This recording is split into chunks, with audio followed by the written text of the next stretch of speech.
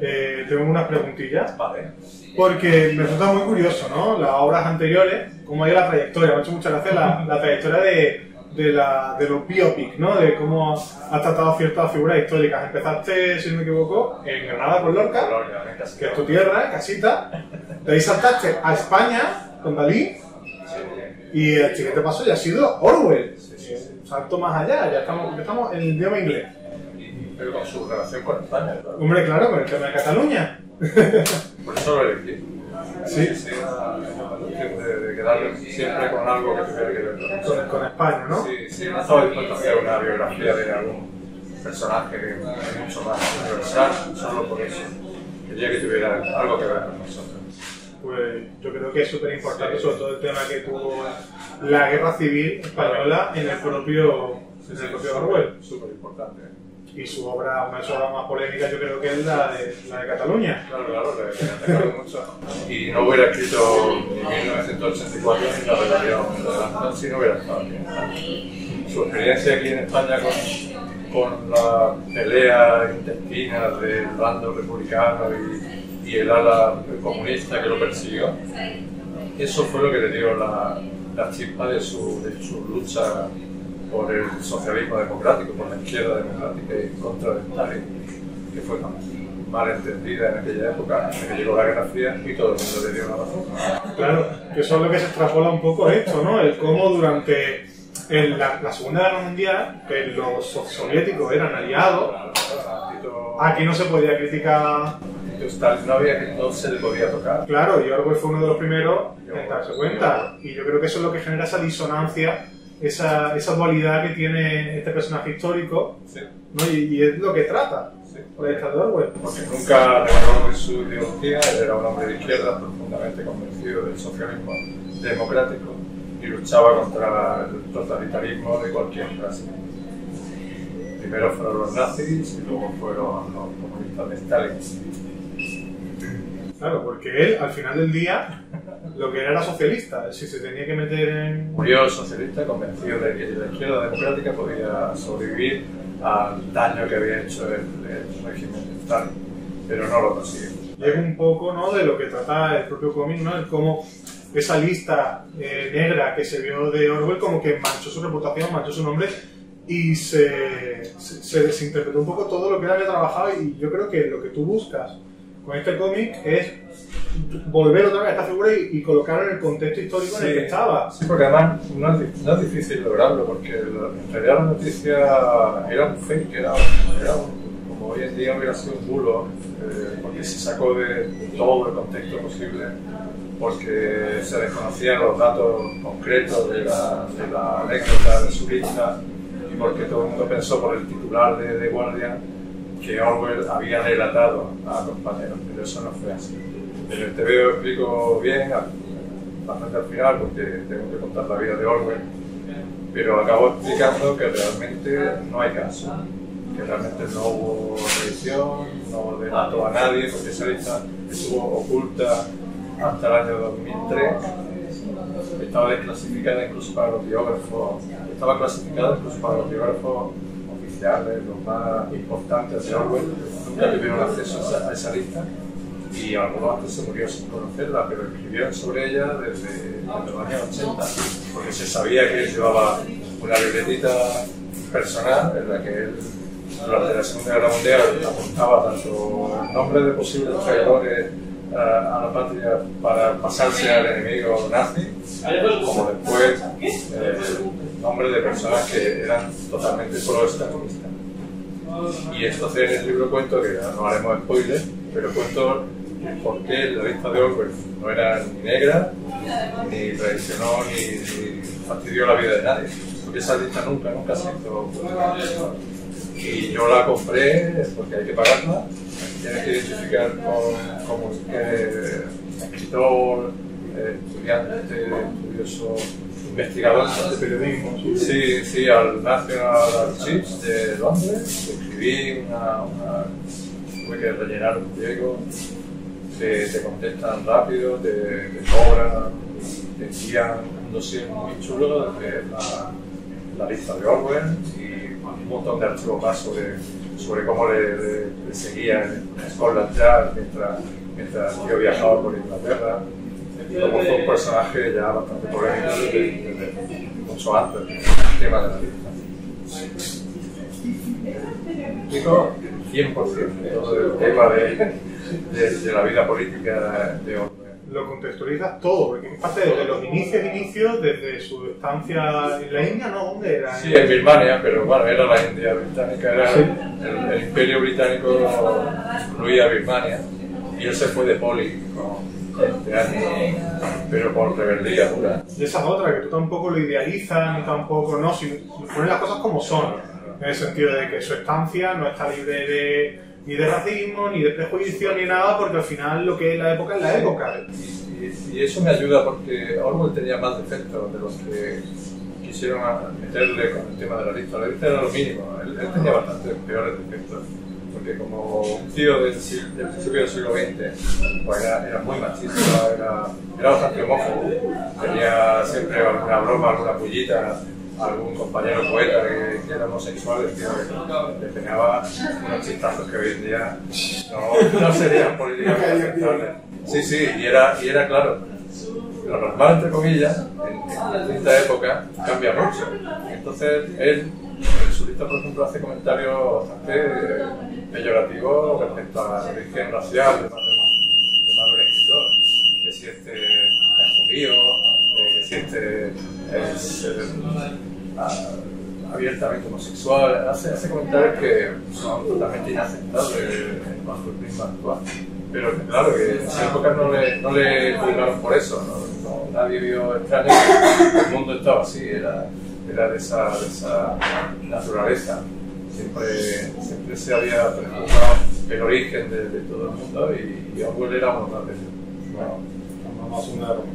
Sí, él era un tío del siglo XX, nació en el año 3 y vivió el siglo XX y él representa mucho esa naturaleza. Esa evolución del propio siglo. Sí, hay que comprenderlo siempre todo en su época. No podemos jugar a Orwell con los ojos del siglo XXI. Hay que comprender esa época, hay que ver que los tíos eran machistas, que los hombres temían el feminismo, porque Orwell habla de feminismo en esa época ya. Orwell tenía también muchas manías en contra de la izquierda que él consideraba, no usaba la palabra hippie, pero casi, porque ya estaba el tío viviendo una especie de moda ecologista, feminista, que él le repatriaba todo eso. ¿Y que llegó? Sí, claro, él aceptó tantísimas cosas, él tiene un 100% de acierto en todo lo que hablaba.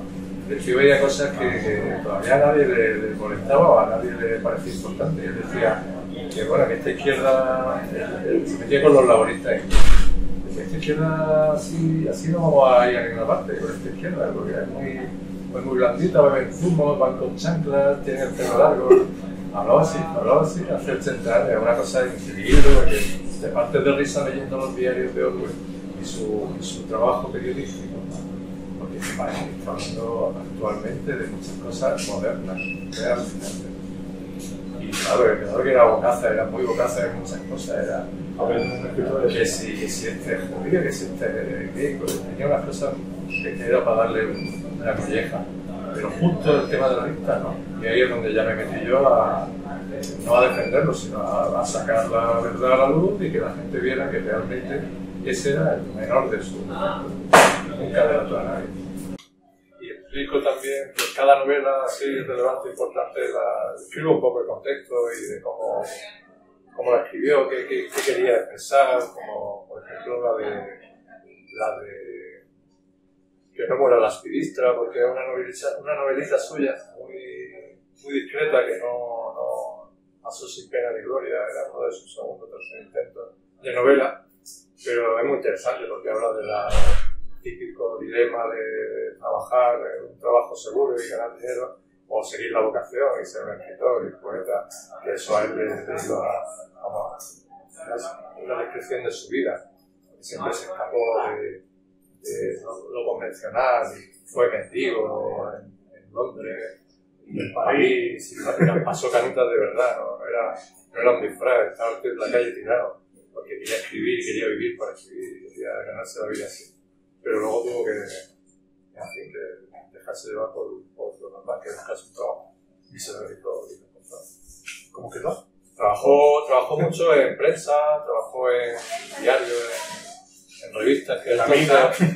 Sí, ahí fue a investigar, ahí le encargaron un libro muy interesante sobre las condiciones laborales y sociales de los mineros de Inglaterra en la Gran Depresión. Eso fue un trabajo muy importante, que también es muy político, y es un libro muy interesante que también analizo, en el que él también se ve cómo era tan crítico con la izquierda, siendo de izquierdas, que le ganó la enemistad total de muchísima gente de izquierda que decía, tío, pero no te metas tanto con la izquierda. Y pretendía mejorar, decía, es que si estamos haciendo gilipolleces,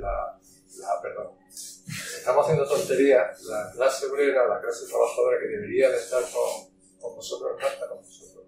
Se va al primero que le canta un poco del oído, y ocurrió un efecto muy parecido al de ahora, porque en Inglaterra surgió la figura de un líder de la derecha que se llamaba Oswald Mosley, y que era un tipo que hablaba a la clase media, trabajadora, y le decía que le iba a solucionar los problemas, que los malos eran los judíos, y que los políticos, el gobierno no servía para nada, y que había que implantar prácticamente la historia fascista, era totalmente pro-nazi.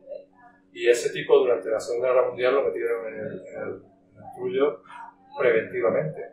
Y Orwell estuvo en contra de ello. Orwell creía tanto en la libertad personal de hasta decir la barbaridad más gorda, que firmó un manifiesto para que ese hombre tuviera derecho a la habeas corpus, y que si no había cometido ningún delito en ese momento no tenían derecho a encerrarlo. Fíjate hasta dónde llegaba su sentido de la libertad personal y de defender siempre un camino justo.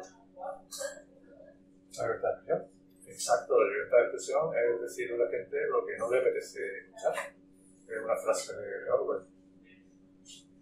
Otra pregunta que yo tengo es, a ver, yo deduzco que de anteriores obras es más sencillo, yo creo, que identificarse y sacar ciertas cosas como puede ser de Dalí o de Lorca, sacar cosas en las que tú te puedes sentir identificado.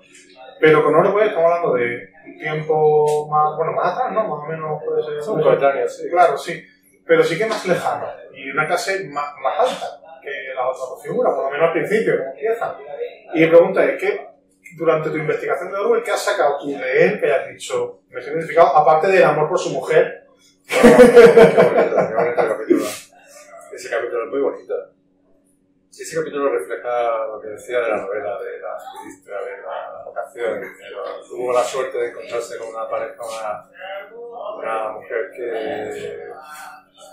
que lo quería como era, un poeta, un escritor, un tío que posiblemente no fuera un gran partido, pero se quería mucho. Empezaba a ser un vagabundo, eso. Bueno, ella ya lo pilló ya un poco más arreglado, más aseado, tenía un trabajito a media jornada en una librería. Pero sí, ella es una figura muy importante en la vida de Orwell. Y sí, la reivindico mucho a Eileen, la reivindico porque es un personaje vital. En todos los escritores, todos los artistas, todos los bohemios necesitamos a una mujer pragmática, seria y que nos acepte como somos, y él y yo tenemos la suerte de haberlo conseguido. Y luego lo que decía de la época de los tres personajes y si este me ha parecido más lejano no por eso que te decía de que tuviera algo que ver con nosotros. Yo ya conocía la figura de Orwell por lo de la Guerra Civil Española y ya me atraía mucho su figura y su pensamiento. No lo había estudiado tan a fondo ni estaba tan familiarizado con él como con Lorca, por ejemplo. Pero creo que hice más esfuerzo en meterme en Dalí que en esto. Porque Dalí sí que era ajeno a todo lo que yo tenía en mente. Y como era muy lorquiano, Dalí me caía casi gordo, porque Dalí maltrató mucho sentimentalmente a Lorca y le hizo sufrir mucho. Así que Dalí puede ser que me costó más trabajo para entrar, y sin embargo también fue interesante porque estudiando a Dalí sí me di cuenta que era también, no solo engañaba a todo el mundo con su histrionismo y su pose de payaso así extravagante, sino que estaba engañando a todo el mundo porque no era así. Era un tío bastante más serio de lo que parecía. Era más listo de lo que aparentaba. Y descubrí eso leyendo su propio diario, que eran privados. Él escribió desde los 19 años diarios privados y luego una novela en la que se revela realmente cómo pensaba. Y eso fue más difícil. Con Orwell ha sido más sencillo para mí porque, aparte de que era un tema que me apasionaba, en cuanto descubrí el asunto de la lista, me volví muy loco y entré a saco a buscar la respuesta, la verdad, y fue muy interesante. Y ha sido uno de los trabajos para mí más interesantes de los tres que he hecho, porque ha sido el que más cosas me ha descubierto. Digamos que al personaje no le conocía tanto y lo he descubierto, me ha resultado maravilloso. Me ha caído incluso mejor al final de todo el proceso de lo que yo tenía en mente sobre él, que a lo mejor ni me iba ni me venía mucho, pero al leerle en persona, al ver cómo pensaba y al ver cómo era, he descubierto que era un tipo muy interesante y muy válido, muy interesante. Bueno, vamos a ver un poco también el cómic, ¿no? Bueno. El hecho de que es muy interesante no solamente la historia de Orwell, sino porque también, como te has dicho, das a conocer muchas obras que igual no son tan conocidas, las vendes, las explicas de qué van, y yo creo que es un tema súper interesante, porque claro, René Lagrange, 1984, eso lo conocemos todos. Sí. Y están sobreexpuestas. Esas dos novelas, de hecho, tampoco no son sus mejores novelas. Pero yo René Lagrange hago un cuento. Y esa sí es buena desde el punto de vista literario porque está escrita en un lenguaje muy sencillo a propósito. Él quería llegar incluso a niños. Quería hacer verdaderamente un cuento. Y Rebelión en la Granja se recomienda en muchas escuelas como una lectura juvenil. Y de hecho es así, él tenía esa intención. Está escrito en un inglés muy sencillo y muy llano. Y él tenía la idea de que ese libro fuera pues, universal, una especie de Biblia de lo que, y el tema que trata es la traición a la revolución, a la traición a una iniciativa cualquiera. Cuando alguien comienza algo y llega el aprovechado de turno, coge la idea y la molda a su propio beneficio, abandonando a los que comenzaron esa historia, ese tema es universal, es un arquetipo.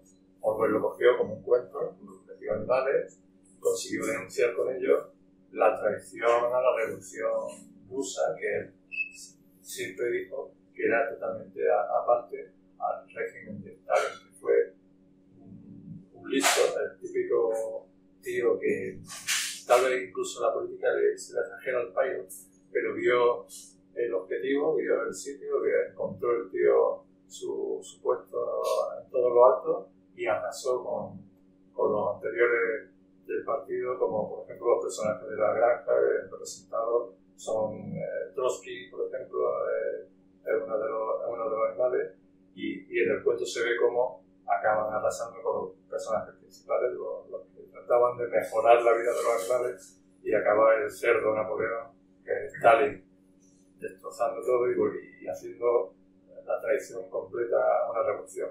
Ese era el tema de Orwell, con aquella. La CIA cogió en el año 54 y construyó un dibujo animado y tergiversaron mucho la historia para que pareciera un ataque completo a la izquierda.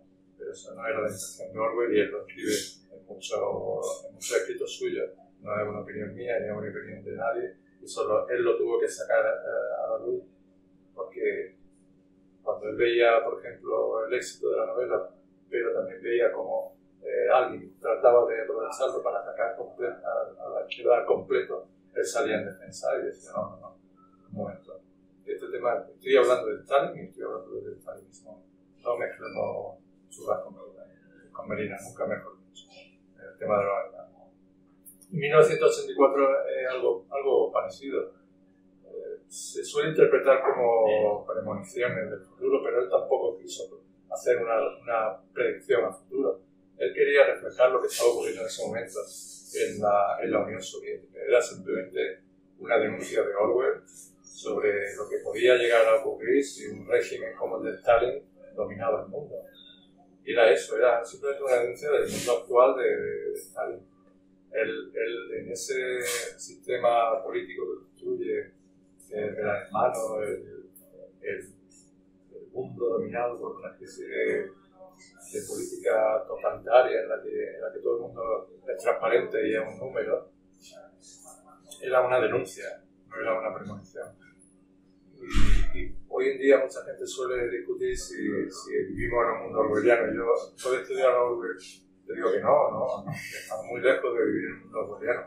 Claro que él aceptó en cosas como en lo que somos ya transparentes. Ya las redes sociales, internet y todo nos conoce más que nosotros mismos. Eso sí es bastante orwelliano.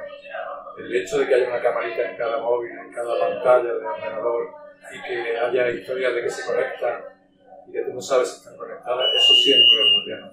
Pero por lo demás, la sociedad actual no es orwelliana, por más que muchas veces se suele decir así.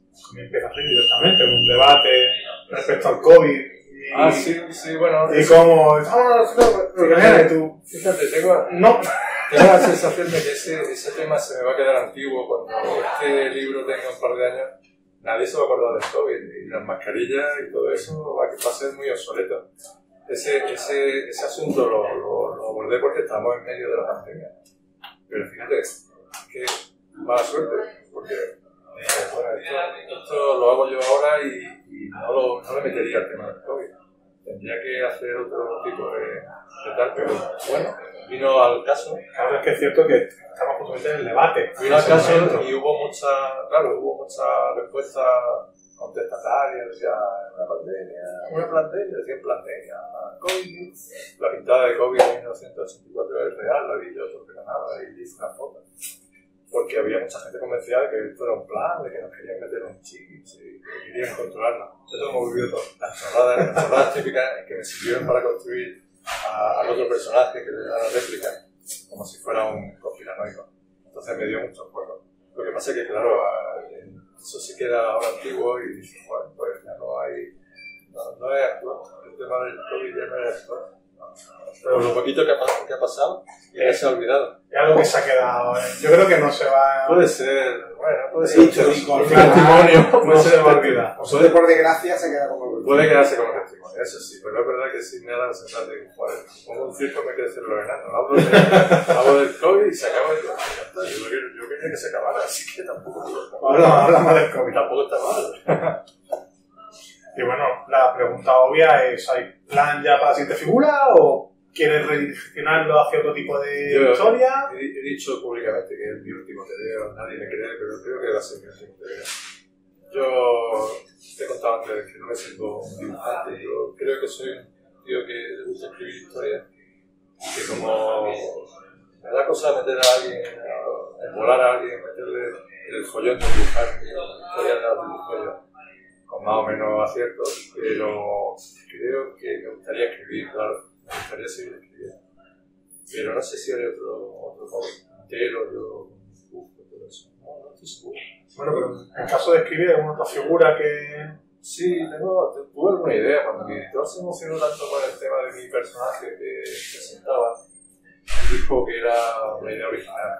Y si hacemos otro libro con ese tema, que tú expliques otra cosa. Y ahí sí pensé varias posibilidades. Pero bueno, estoy por esta parte, la verdad es que he perdido energía para volver a meterme en un trabajo como este, que es muy duro y yo ya te digo, no soy el típico tío que está todo el día dibujando, no soy el dibujante de libros, de novela. A mí me gusta mucho escribir, pero dibujar me cuesta mucho trabajo. Así que no sé, yo sí si me meteré en otro libro como este. Déjame decirte que a mí el dibujo me ha gustado mucho, el cómo juegas con la viñeta, que no se hace nada ni monótono, y sabes jugar con el storytelling. Sí, estoy satisfecho. No hay mucha cantidad de texto, que se pasa muchas veces con los escritores que pasan, ¿sabes? Está muy bien, todo organizado y se hace bastante ameno y bueno, no sé si es la palabra, pero tú entiendes. Es verdad que estoy muy satisfecho. Este es el resultado que yo quería lograr y cuando lo miro, digo, ese es el TV que yo quería hacer y es lo que yo esperaba. Ya te digo, me cuesta muchísimo trabajo. Para mí dibujar es como si cada mañana tuvieras que lanzar una moneda y que cayera de canto. Ese es para mí el concepto de dibujar. Entonces, cada viñeta que ha salido bien ha sido ese euro de canto que ha caído y da mucho vértigo. cada día enfrentarse a eso. Sin embargo, escribir no me cuesta trabajo, me gusta mucho escribir, me da gusto. Así que posiblemente escriba algo, si alguien quiere dibujarlo, puede dibujar, y si no, pues se hace lo puede. Y si figura no se dice, ¿se repite época por lo menos? No, había pensado algo más actual. Más actual. Sí, actual pero universal. Tenía yo un par de ideas bastante interesantes. Pero sí, después en algo más transversal, incluso históricamente. Si busca algo malagueño, Picasso tiene una historia que es para hacer un cuadro. No, fíjate, no quería hacer otro personaje. No quería hacer otro artista, ni otro pintor, ni otro pintor, no. Él quería salir, eso sí. Eso estaba seguro. Ellas son 3, es como un número ya cerrado. ¿Un poeta o un y ya, artista? Sí, el poeta, el pintor y el escritor. Están todos. Y ¿Fantacines? sí, me decían Buñuel, ¿no? Estaba Dalí Lorca, falta Buñuel, pero Buñuel ya está el super cómic que me gusta a mí tanto de Fermín Solís, de la aventura de la tortuga mega anterior. Y no, ya está hecho. Yo creo que Buñuel ya está hecho. Por esa novela gráfica sobre Buñuel creo que meterse en otro. Y mira que justo cuando yo estaba haciendo esto se publicó un Orwell en Francia y en Norma. Y yo dije, pero luego lo compré, lo miré y dije, no hay problema. Justamente lo contrario que yo quería hacer. No te pisas. Justamente todo lo contrario. Lo que yo no quería en mi biografía era justamente lo que publicaron. Que es una cosa que está muy bien, pero que es una cosa lineal. Es solo la historia de Orwell, es como todo muy. La biografía antigua, ¿no? Muy de la A a la Z, sin interpretación, sin meterse dentro realmente, simplemente enseñar y yo, pues no, eso me tranquilizó mucho ver eso. Y seguí con mi trabajo, ¿verdad? Y al final el editor le gustó. Se quedó muy satisfecho. Pues fantástico. Bueno, ¿algo más que quieras añadir? Pues no sé, sí, yo podría estar hablando de esto mucho tiempo, porque, claro. Porque es un tema que ha sido muy interesante. El capítulo de la Guerra Civil Española lo cuidé mucho, por cierto. Todos los capítulos tienen 6 páginas. Todos los capítulos son de la misma extensión. Cada página me encanta a mí. Esa doble de Watch, sí. Esa doble de Watch, sí. Esa doble está en el caso. Al final creo que tiene apoteosis, creo que es bastante interesante. Que es el tema de la lista, que voy dándole larga a la contrarréplica del personaje, le va dando largas para hablar de la lista, pero al final lo hago. Y mientras tanto, pues las divisiones de capítulos son la receta de Aceite, de Orwell. Ya te digo, la documentación ha sido lo que más me ha volcado, ha sido una cosa pero a tope, hasta el punto de conseguir la mismísima lista de Orwell, que no está en internet ni puede bajarse, ni nadie la puede conocer a menos que la busque en el Archivo Nacional de Londres. Y así es como me definirá la historia del TVO. El tío que se volvía loco con la documentación, el tío que se metía a tope. Con David se me fue a la misma vez, David viajé a Canaquel, me metí en su casa, me quedé solo en su casa, despistándome del grupo de visita, observé todo y me metí en el personaje de una manera alucinante, en Canaquel, en Figuera, y con Lorca, por supuesto, lo tenía en la vena, en la sangre. Lo que has mamado desde chico. Lorca para mí fue un trabajo muy intenso y como estaba en la misma ciudad, en ese momento vivía en Granada, estaba a tope con los sitios donde él había vivido, donde había estado, su casa, sus rincones, todos sus pasos los tenía adelante. Fue muy visceral, muy chulo, así como quiero que me recuerde la historia del TVO, porque ya me cortó la coleta. Pues Tranquilizador Orwell, a mí es un cómic que me ha gustado mucho.